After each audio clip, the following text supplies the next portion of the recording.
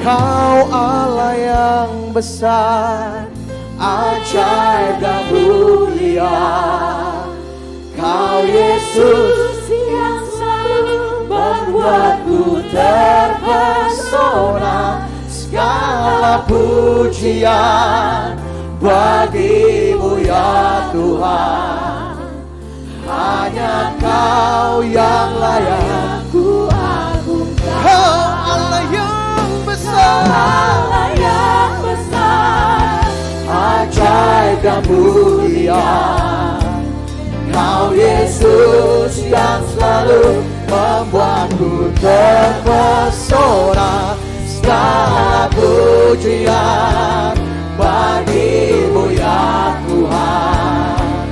Hanya Kau yang layak ku agungkan. Hanya Kau yang layak ku agungkan. Hanya Kau yang layak ku agungkan.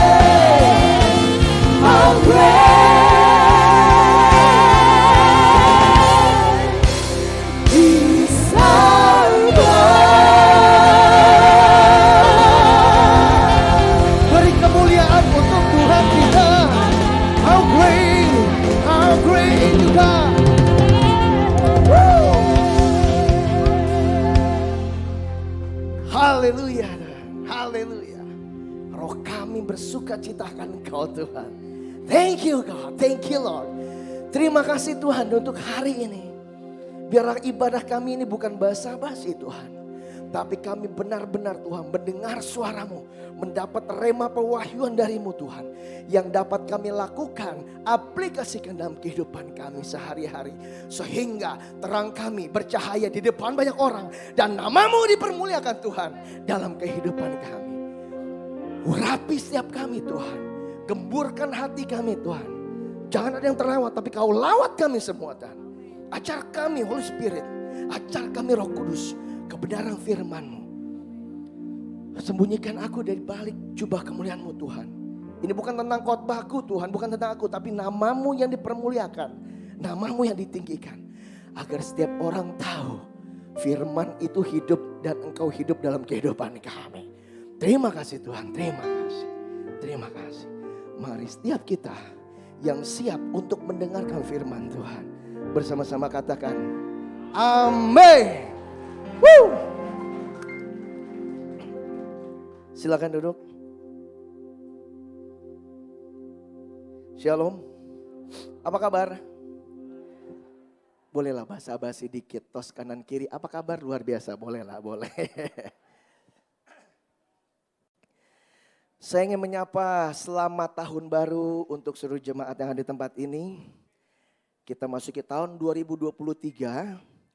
Dan kita akan menghadapi banyak sekali, bukan hanya hidup itu lengkap paketnya. Nggak ada yang mau kena masalah, tapi terkadang masalah datang tanpa diundang. Tapi kita percaya, barang siapa yang membangun hidupnya dengan dasar kebenaran firman Tuhan. Meskipun banjir datang, meskipun hujan datang, rumah kita, hidup kita tidak akan roboh. Karena Tuhan menopang kita. Amin. Amin.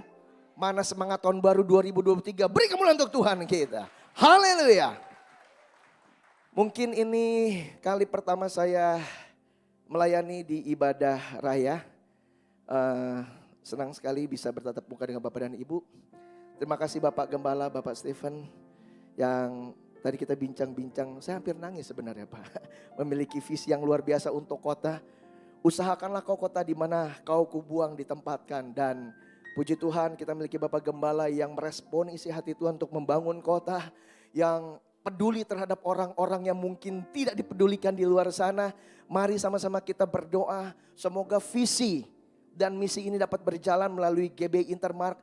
Dan banyak jiwa-jiwa dimenangkan untuk kemuliaan Tuhan dan berdampak bagi kota ini. Amin. Beri kemuliaan untuk Tuhan kita.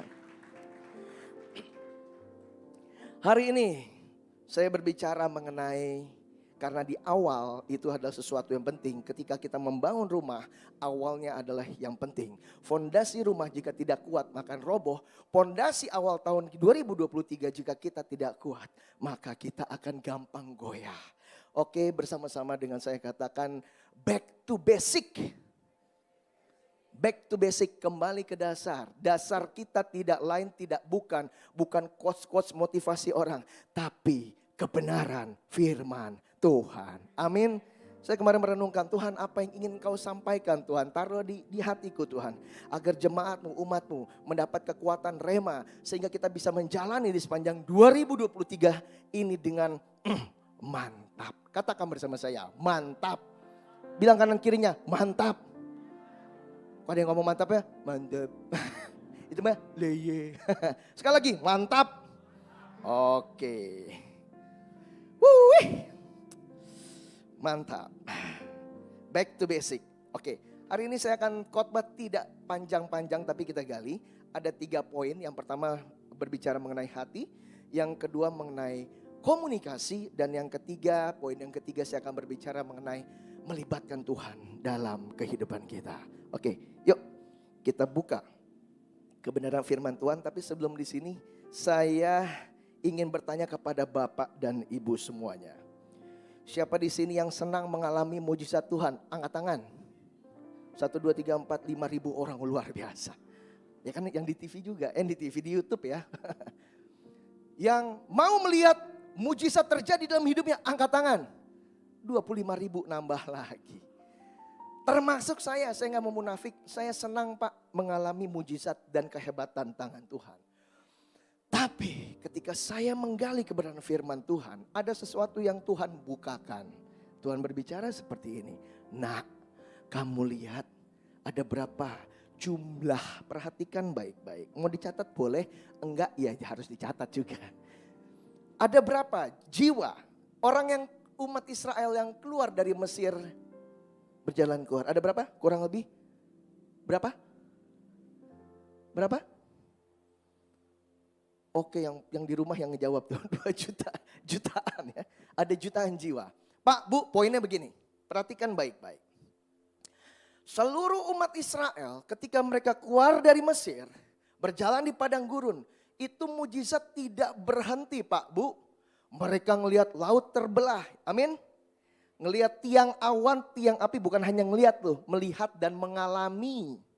Siapa yang mau melihat dan mengalami mujizat Tuhan? Angkat tangan. Semua kalau ngomong mujizat pasti termasuk yang lagi bicara di depan ini. Pak, Bu, pertanyaan saya dari sekian banyak yang mengalami dan melihat mujizat Tuhan terjadi, berapa jumlah yang masuk ke tanah Kanaan? Berapa? 2. Tragis ya. Kita ikut Tuhan. Kita ke gereja. Kita dalamin Tuhan. Kita belajar kebenaran firman Tuhan. Ikut kul. Sampai kul beneran. Sampai kedinginan beneran. Ikut FA. Ikut apapun. Tapi kalau kita fokusnya hanya ngelihat mujizat Tuhan. Enggak masuk ke tanah Kanaan. Nyesek gak? Nyesek ya? Nyesek ya? Tarik nafas. Jangan nyesek Pak, Bu. Yes, saya rindu setiap kita di sini mengalami mujizat Tuhan. Tapi tolong digaris bawah. Jangan hanya berhenti di melihat dan mengalami mujizat Tuhan. Destiny kita selanjutnya adalah masuk ke tanah apa? Kanaan. Oke, bersama-sama ikutin saya. Taruh tangan di dada. Tuhan, aku ingin hidupku melihat yang yakin yang ngomongnya dan mengalami mujizat yang dahsyat dari Engkau. Tapi bahwa aku masuk Tuhan ke tanah perjanjian. Iki ngomong apa to yo? Ngomong-ngomong mujizat tanah perjanjian iki piye? Begini Pak, Bu. Begini konsepnya, konsep. Yuk kita belajar. Ternyata ada 2 orang yang selain mengalami dan melihat mujizat demi mujizat, yang masuk ke tanah Kanaan. Tanah Kanaan kalau hari ini kita berbicara tentang profesi bapak dan ibu, entah di keluarga, di bisnis, di pekerjaan, di pelayanan, apapun. Jangan sampai kita berhenti di situ, tapi kita masuk ke dalam rencana visinya Tuhan dalam hidup kita. Ada 2 orang, yaitu namanya Yosua dan Kaleb.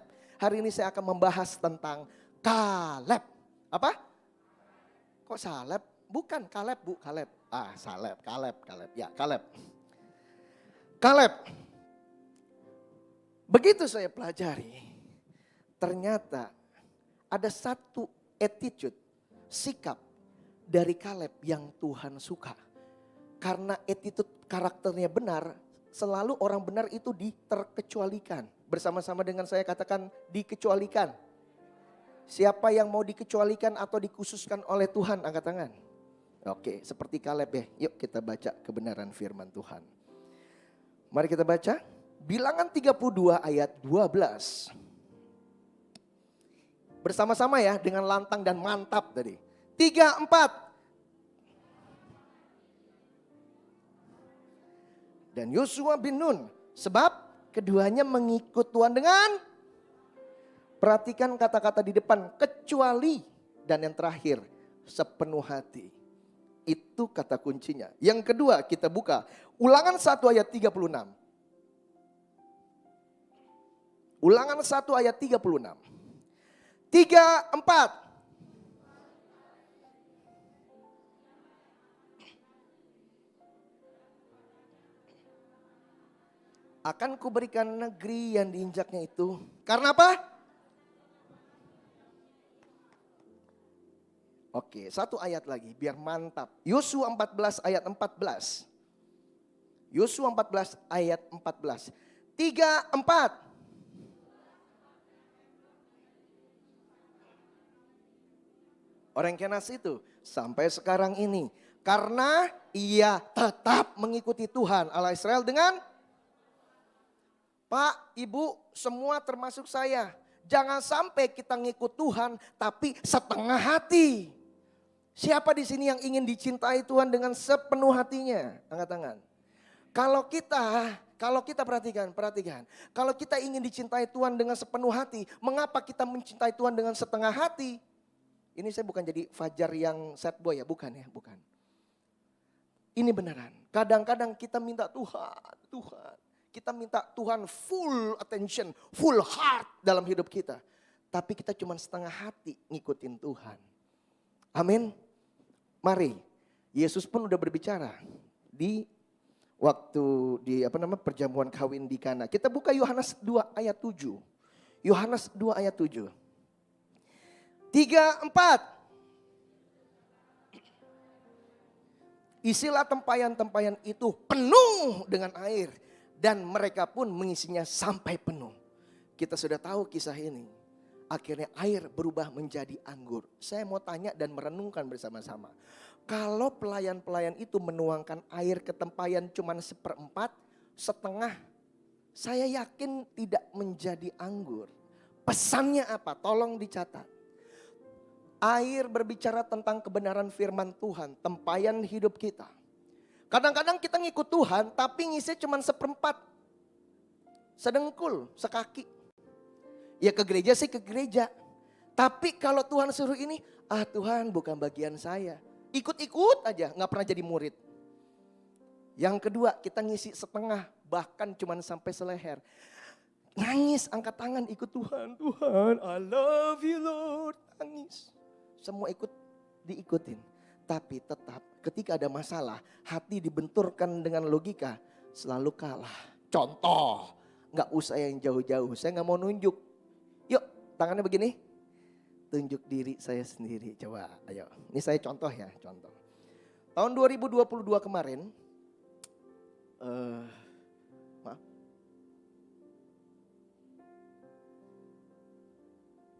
Tahun 2022 kemarin, saya mengalami musibah, yaitu saya kena tipu. Siapa di sini yang pernah terkena tipu? Angkat tangan. 1, 2, 3, 5.000 orang, pas banget ini, dikasih 5 roti 2 ikan. Saya juga kena tipu Bapak dan Ibu. Naasnya, gak enaknya, jatuh ketimpa tangga. Udah saya kena tipu, saya dikondisikan oleh orang-orang lain yang terkena tipu juga. Dibilangnya saya bersekongkol untuk melakukan penipuan itu. Sakit hati ya Pak Bu ya. Sakit hati, naik sampai ke ubun-ubun, sampai emah. Sampai mohon maaf saya ya itu tahu. Setiap malam saya terbangun karena stres. Aduh gimana ini, masa saya yang dikondisikan seperti itu. Saya kecewa, marah, mangkel. Bahkan kadang-kadang mikir kayak ntar ya lu lihat. Wah wes. Tiba-tiba Tuhan berbicara dengan banyak cara. Suatu pagi ketika saya hendak membuang sampah. Taruh sampah nih Bapak Ibu ke tong sampah. Blur. Nah, ada suara bilang gini, nak, tong sampah yang buang sampah aja kamu cuci bersih, kenapa hati kamu timbun dengan sampah? Waduh. Ya, tolong ya. Hati jangan ditimbun dengan sampah. Sampahnya apa? Dendam, kecewa, iri hati, dengki, amarah. Mau ngebales. Tuhan tegur saya. Terserah.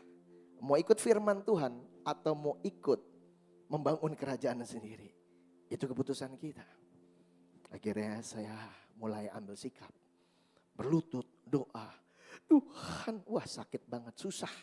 Susah jika kita mengandalkan daging kita. Siapa di sini yang pernah kecewa berat, mungkin dikit lagi dendam sama seseorang, angkat tangan. Iya, nggak apa-apa ngaku, saya pernah, nggak apa-apa Bu. Pak Bu, rasanya kita kalau begitu tuh susah banget untuk ngampunin. Tapi saya belajar, andalkan Roh Kudus, Saya doa, Roh Kudus saya gak mampu secara daging. Secara daging saya mau balas nih orang. Tapi bersamamu Tuhan, aku pasti bisa. Aku ampuni Tuhan. Aku sampai nangis karena sakit.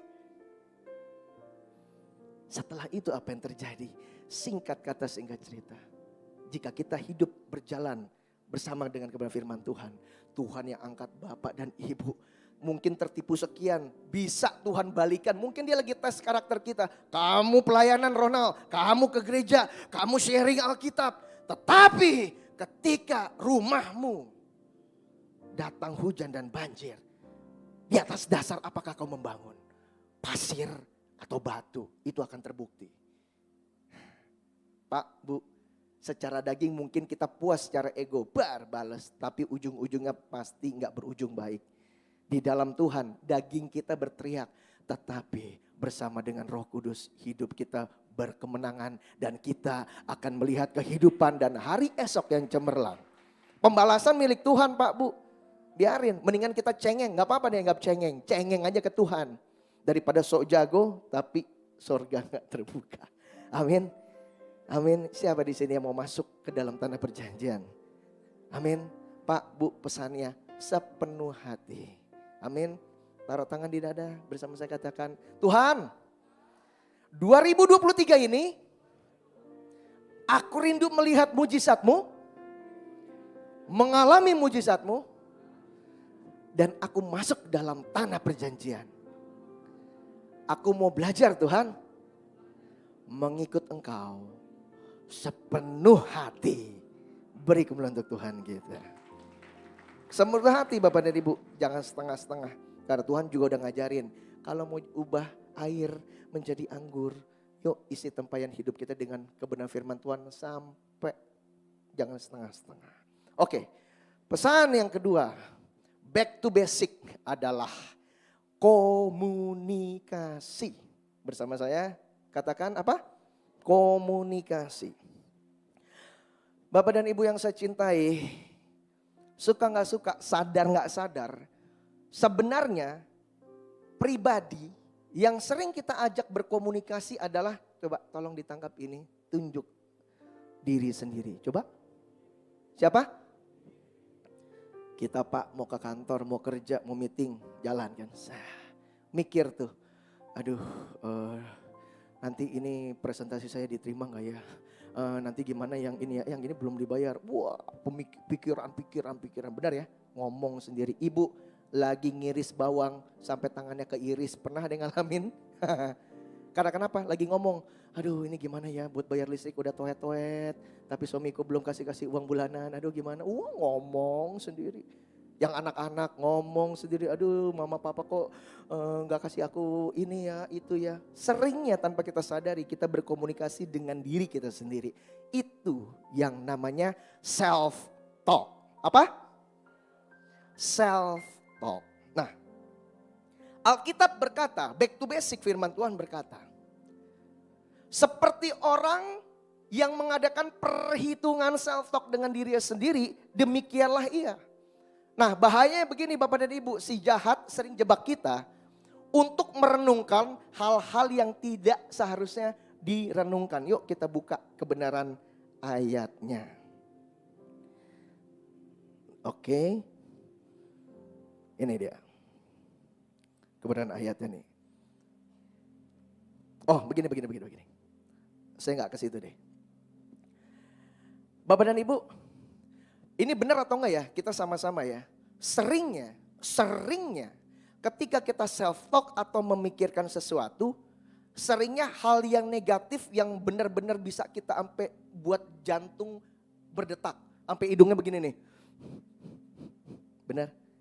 Benar ya? Sampai seolah-olah itu terjadi.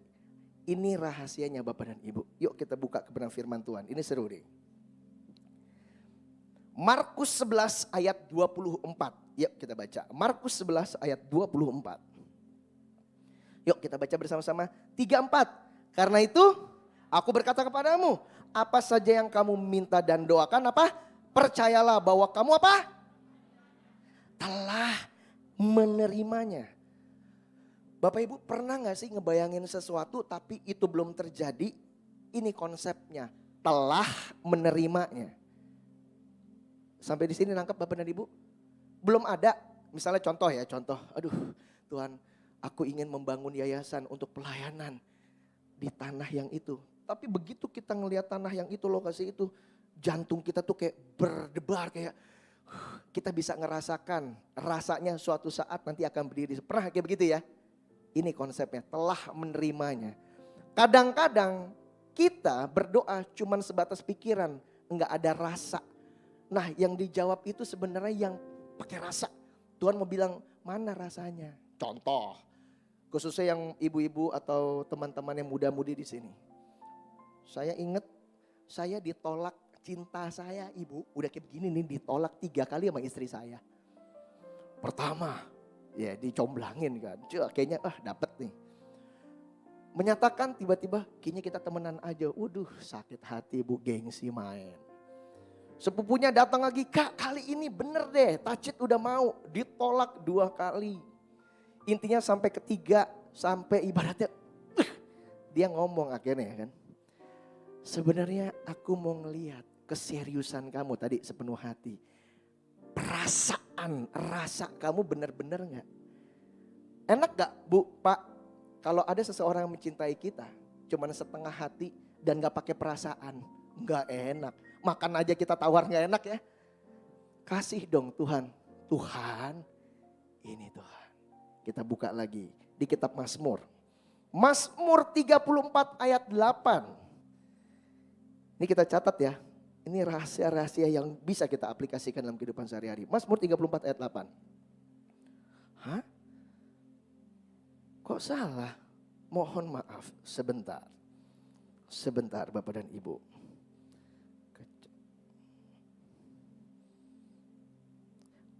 Mazmur 34 ayat 9, oh beda. Mazmur 34 ayat 9. Boleh tolong multimedia? Nah ini dia. 3, 4 apa?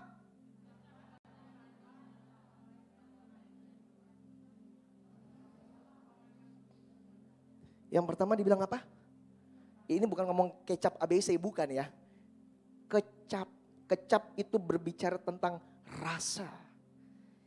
If we can feel it, we can see it. Doa pakai perasaan. Ada orang berdoa maka tertulis di Alkitab. Elia manusia biasa. Tapi karena dia berdoa dengan sungguh-sungguh. Maka kadang-kadang kita doa kita gak pakai rasa. Tuhan bilang kecap maka kamu akan melihat. Tuhan Yesus juga bilang seolah-olah telah menerima. Ini konsep ini. Yuk kita praktekkan. Ketika kita self talk, jangan salah kita mikirin yang negatif. Yang positif dan kita pakai perasaan kita. Full heart, jangan cuma kasih Tuhan mulut doang tapi hatinya gak berbicara. Jangan, percuma. Amin.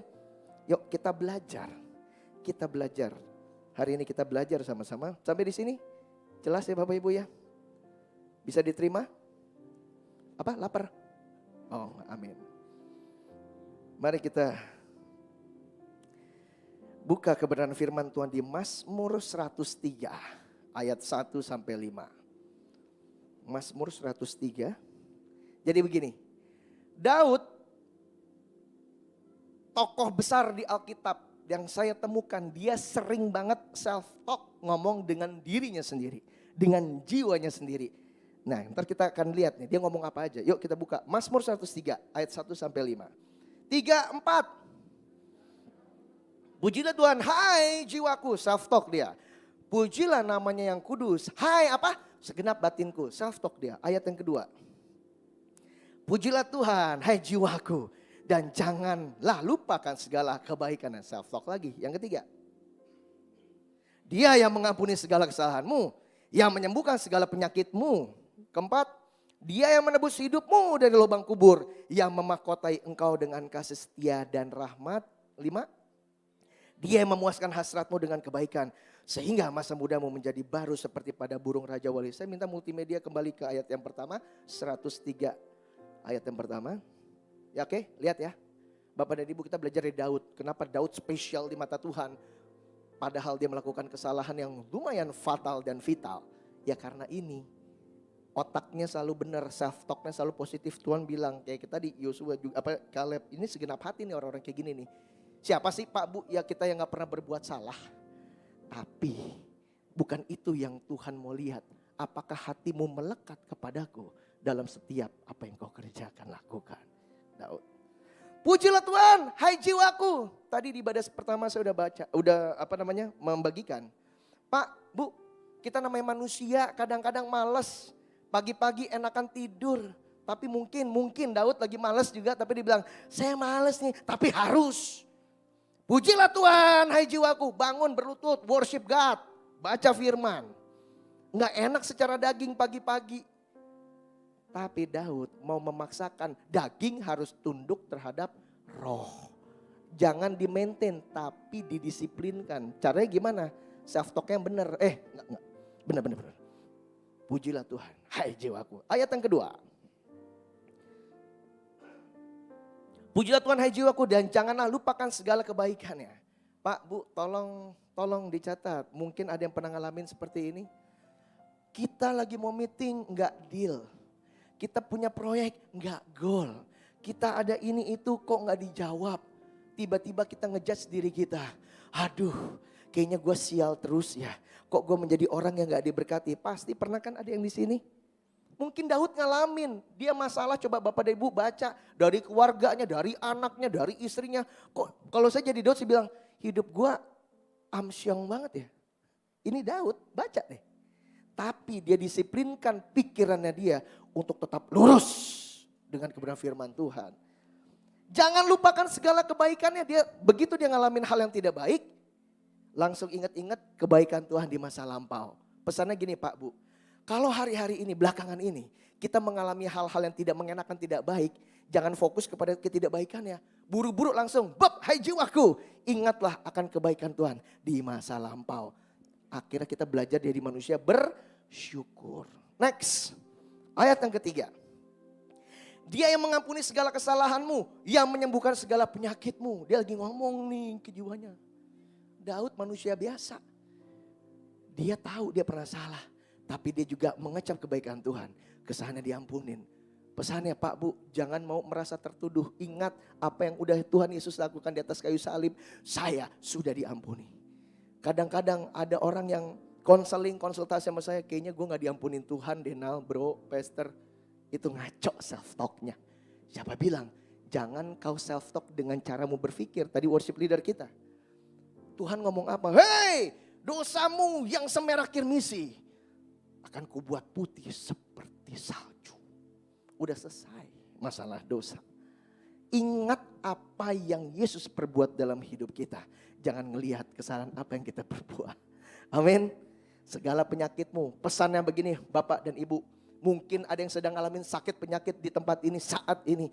Jangan mikirin, aduh umurku udah tinggal segini ya. Aduh kok gak sembuh-sembuh ya. Jangan. Saya percaya di dalam nama Tuhan Yesus dan bilur-bilurnya. Penyakit saya tadi kan telah disembuhkan. Bapak dan Ibu harus punya self talk. Udah bisa normal lagi. Jalan bersama anak dan cucu. Bisa pelayanan lagi. Itu yang dibangun. Self talk yang benar. Boleh saya memberi kesaksian tentang hidup saya dalam self talk saya yang hampir ngaco? Gitaris, mana gitaris? Boleh? Saya pinjam gitarnya boleh? Sambil nyanyi main gitar boleh ya? Jadi gini Bapak dan Ibu. Tolong. Bapak dan Ibu, hamba Tuhan juga manusia biasa. Pernah saya mengalami peristiwa beruntun bertubi-tubi yang tidak enak. Rasanya mau menyerah, mau putus asa. Tetapi saya buat komitmen self talk saya harus benar dan saya tuangkan di lagu yang saya ciptakan. Izinkan saya untuk menyanyi self talk saya ya, Bapak dan Ibu ya. Oke. Apa pegangin aja?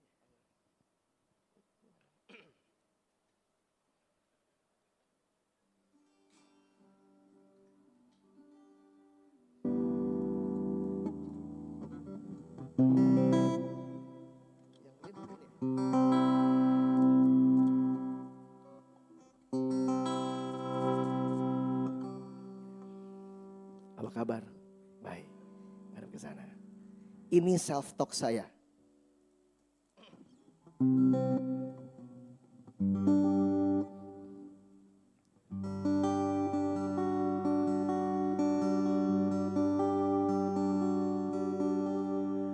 Aku mencarimu, aku memanggilmu. Lagi depresi Bapak Ibu. Yesus, dengarkanlah, saya curhat ke Tuhan, jeritan hatiku. Terus saya ngomong, meski susah aku percaya, meski gelisah aku percaya. Saya ngomong lagi, meski tak ada lagi jalan keluar, aku tetap percaya. Ini lama-lama saya sujud ini. Yesusku, aku percaya kepadamu, Kau yang memberi jalan keluar. Saya gak mau pikiran saya dirajai oleh kerajaan pikiran saya sendiri. Maka saya bilang, Yesusku, rajailah hidupku ini, dan biarlah Kau yang menolongku. Sekali lagi, meski susah aku percaya, meski gelisah aku percaya, meski tak ada lagi jalan keluar, aku tetap percaya. Yesusku. Cukup, ntar jadi konser ya. Terima kasih.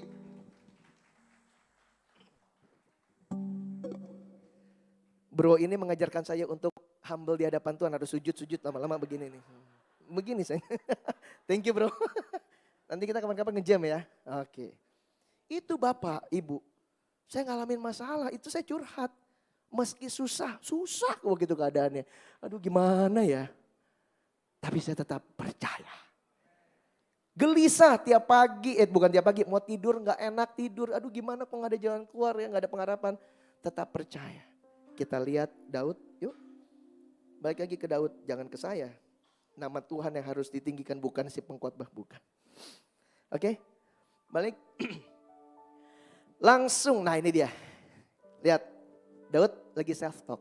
Dia yang menebus hidupmu dari lobang kubur. Sama. Meski tak ada lagi jalan keluar, aku tetap percaya.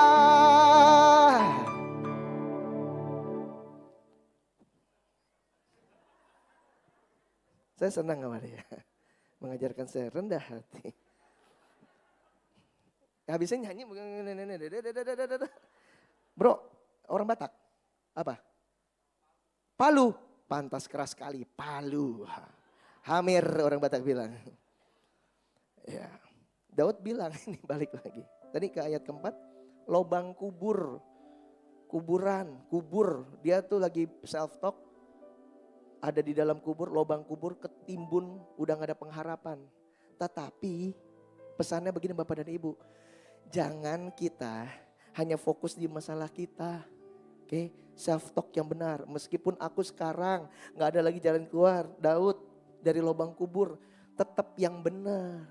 Yang tadi kan, kadang-kadang waktu kita mikir, waduh kayaknya bener nih, waduh abis nih gue nih, abis pakai perasaan. Yang negatif rata-rata manusia pakai perasaan. Untuk itu Paulus berkata, saudara-saudara, pikirkanlah apa yang baik, yang mulia, yang patut untuk didengar, untuk ngomong, dan itu dirasakan. Kalau kita lagi di dalam seperti lubang kubur, gak ada pengharapan. Kasih pengharapan ke Tuhan.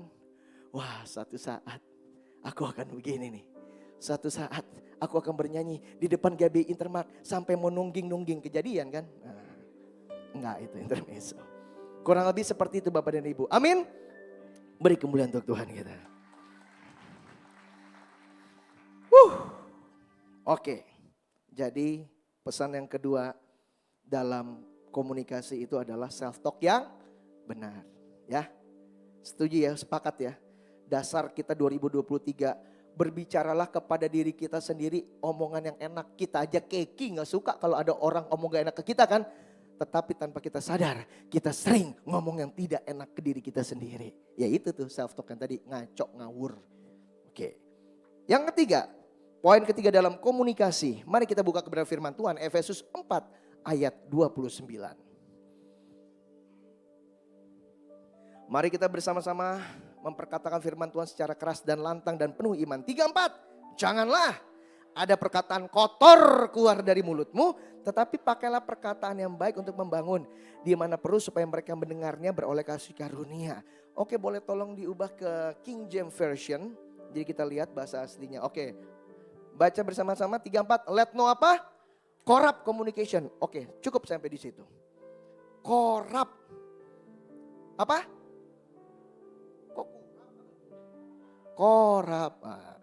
Corrupt communication. Corrupt communication itu saya ambil contoh biar gampang ya. Pernah nggak Bapak dan Ibu telepon, tapi pas lagi telepon, teleponnya kresek-kresek, pernah? Halo, halo Le, ini mana Le? Lapo, apa? Itu corrupt communication. Bahasanya nggak nyampe, nggak keterima secara utuh, namanya corrupt communication.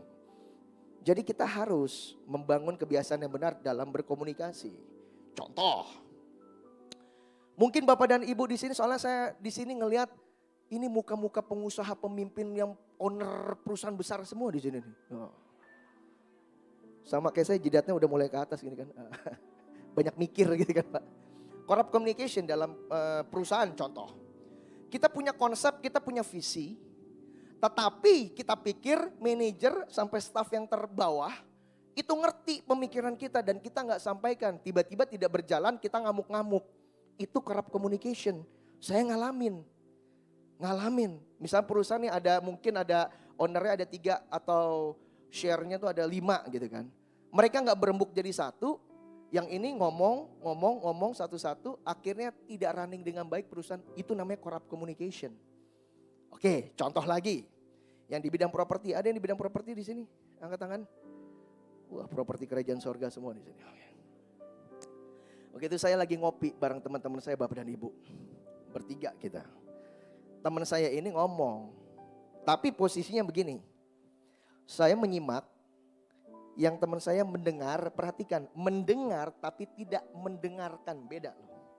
Saya mendengar suara AC, mendengar suara ini, tapi kita harus bisa mendengarkan. Nah, teman saya ngomong kayak gini, dia sambil nyantai kan, sambil ngopi. Nanti setelah nikah, saya mau jual rumah saya. Saya tangkep tuh. 3 hari kemudian teman saya yang di depan saya ini bilang kayak gini, Nal, nanti kita makan-makan deh kalau ini deal. Deal apaan? Iya kan rumahnya mau dijual, gue dapet nih, bayar harganya cocok kata dia. Hah? Perasaan gak dijual? Ngotot-ngototan. Saya bilang enggak dijual, dijualnya nanti. Enggak. Bawa lah. Ini langsung ketemu, ini ada apa ya? Bro, lu mau jual kan harga segitu? Iya benar mau dijual, tapi nanti kalau saya sudah nikah. Nah, kadang-kadang kita suka corrupt communication seperti itu, miskom. Orang yang ngomong A, dipikirnya apa, ya. Sering terjadi. Contoh, siapa di sini pernah baper? Angkat tangan. Corrupt communication contoh kayak gini. Gila ya, gue gak pernah ditegur sama kakak rohani saya. Dia berpikir, nah termasuk self talk nih. Dia lagi dicuekin, padahal kakak rohani mau ngajakin cool gitu. Aduh, dia lagi sibuk. Nah itu tuh. Nggak diutarakan akhirnya miskom.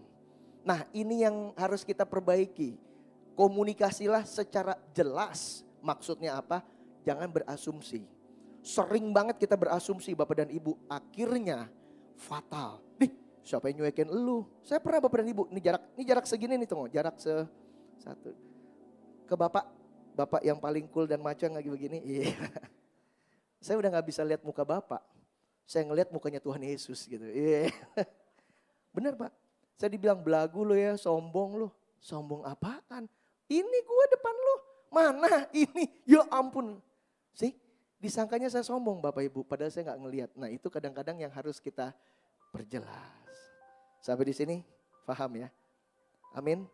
Beri kemuliaan untuk Tuhan kita. Corrupt communication.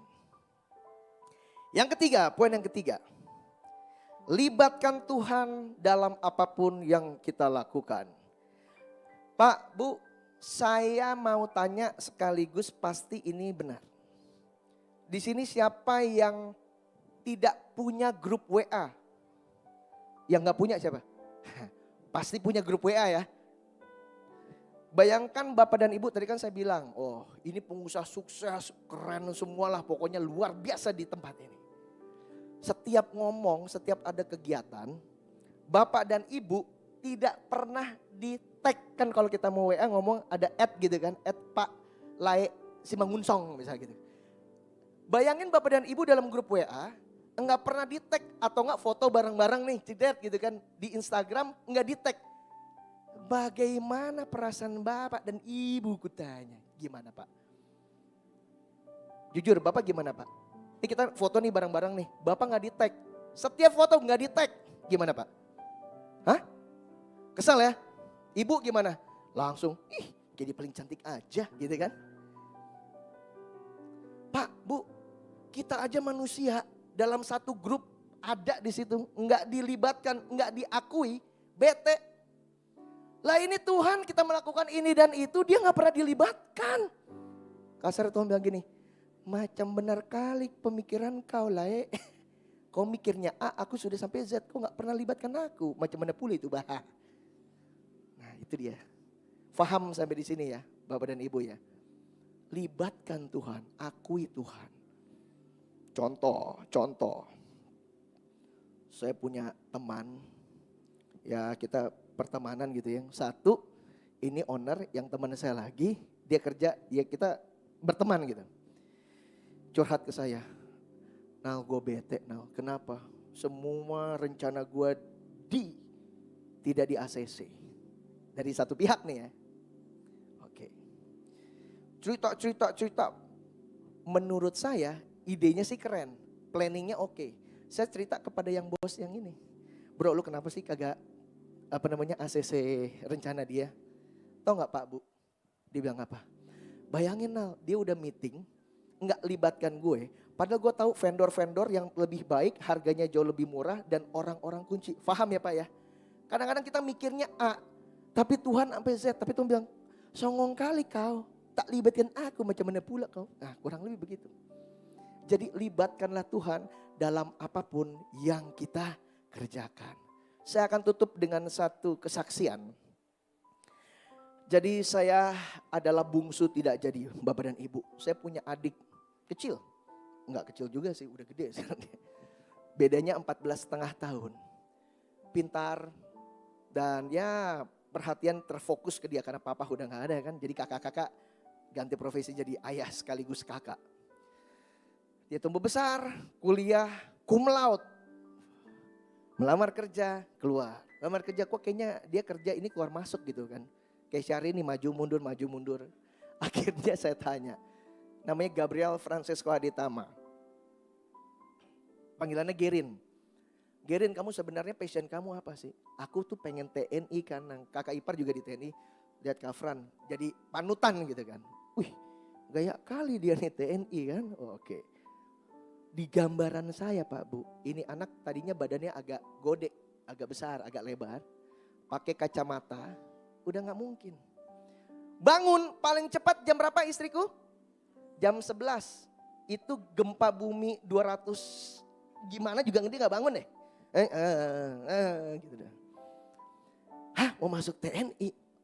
Tiba-tiba dia coba dari lasik kaca mata operasi. semua sudah dia lakukan. Secara akademis pintar dia orangnya. Semangat nih, yakin. Ujian di Palembang, enggak keterima Bapak dan Ibu. Dia mulai mikir, kenapa aku enggak keterima ya? Coba lagi. Dia coba. Yang kedua, gagal. Coba gagal. Mulai frustasi adik saya ini. Dan jujur adik saya ini terlalu pas saya lihat di kamarnya bacaannya agak menyeramkan gitu. Filsafat inilah teori-teori ini. Bang, Dek kok kamu baca ngeri banget. Akhirnya saya bilang, kamu mau masuk TNI? Sambil nangis dia.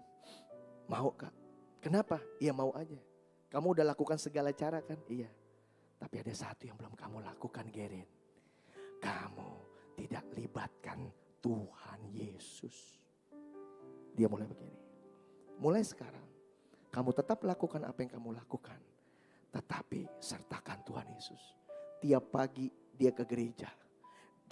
Pokoknya dia mencari Tuhan dengan sungguh-sungguh. Saya sebelum ke kisah adik saya, tahu keju Kraft ya Bapak dan Ibu ya? Keju Kraft, namanya GL Kraft. Dia pengusaha, mengalami jatuh bangun beberapa kali. Akhirnya temannya bilang, usaha kamu sudah paten kali layak. Enggak, itu orang Batak, keju Kraft kan orang bule. Ada satu kurang, kamu tidak melibatkan Tuhan dalam pekerjaanmu. Akhirnya Kraft setiap meeting dia taruh kursi kosong. Ditanya itu buat siapa? Buat Tuhan Yesus, biarlah dia yang mimpin perusahaan ini. Sejak saat itu keputusan-keputusannya diambil benar. Dan kita tahu keju Kraft sekarang sebesar apa. Pola yang sama juga diberlakukan ke adik saya. Dek, Tuhan Yesus tetap Tuhan yang sama. Mau Tuhan mau orang Amerika apapun, tetap Tuhan yang sama yang punya planet bumi. Kamu sujud, kamu libatkan dia, minta restu dari Tuhan. Singkat kata, singkat cerita, dari 8.327 dari seluruh Indonesia, tersaring 515 TNI. Dan kemarin menempuh pendidikan di Rendam Jaya, Cilitan, akhirnya tersaring 350. Kita semua keluarga deg-degan termasuk istri saya. Karena kan seringnya diinfokannya kalau yang dikasih pengumuman itu yang suka gak lulus. Tapi pas dipanggil namanya ternyata Gabriel, Francisco, Aditama, dia juga kanan kiri gitu. Siap. Saya yang nangis Pak. Saya ngeliat gimana dia berubah. Transformasi. Tapi Tuhan berkata, aku akan menunjukkan kepadamu perbedaan antara orang yang beribadah dan yang tidak beribadah. Akuilah Tuhan dalam segala lakumu, maka dia akan meneruskan jalan.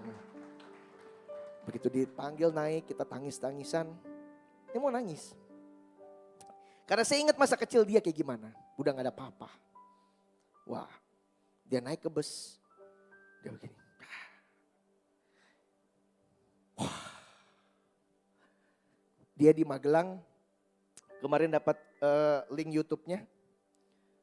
Badannya udah mantap lah gitu kan. Nanti 3 bulan lagi kita ke sana. Dan setelah, karena kan dari program pemerintah ada yang S1 untuk TNI ya. Namanya SEPA, Sekolah Perwira. Jadi 7 bulan lagi dia akan dilantik. Dia perwira. Wah, bangga banget. Saya tulis Pak. Saya agak keras sama dia karena anaknya lenje gitu kan. Dek, kakak bangga sama kamu. Kamu udah buat bangga. Makasih ya Kanang. Terima kasih Tuhan Yesus. Keren. Jadi pesannya untuk sepanjang 2023 ini. Yang pertama, sepenuh hati. Yang kedua, berfikirlah. Pikiran yang kita pikirkan sesuai dengan pikiran Tuhan. Yang ketiga, libatkan Tuhan dalam setiap apapun yang kita kerjakan. Saya undang tim untuk ke depan. Kita tundukkan kepala, kita berdoa. Bapa, terima kasih. Aku telah menyampaikan isi hati dan kebenaran-Mu Tuhan. Biarlah setiap jiwa, setiap anak-anak-Mu di tempat ini mengalami mujizat, mengalami terobosan. Dan juga Tuhan masuk ke dalam tanah yang Kau telah janjikan. Biarlah kami Tuhan benar-benar mengikut Engkau sepenuh hati. Menjaga pikiran-pikiran kami. Dan kami selalu melibatkan Engkau dalam apapun yang kami kerjakan. Segala hormat, pujian kami hanya kami panjatkan. Dan bagimu Tuhan di dalam nama Tuhan Yesus. Mari setiap kita yang sudah mendengar firman Tuhan dan siap menjadi berkat di luar sana bersama-sama katakan amin.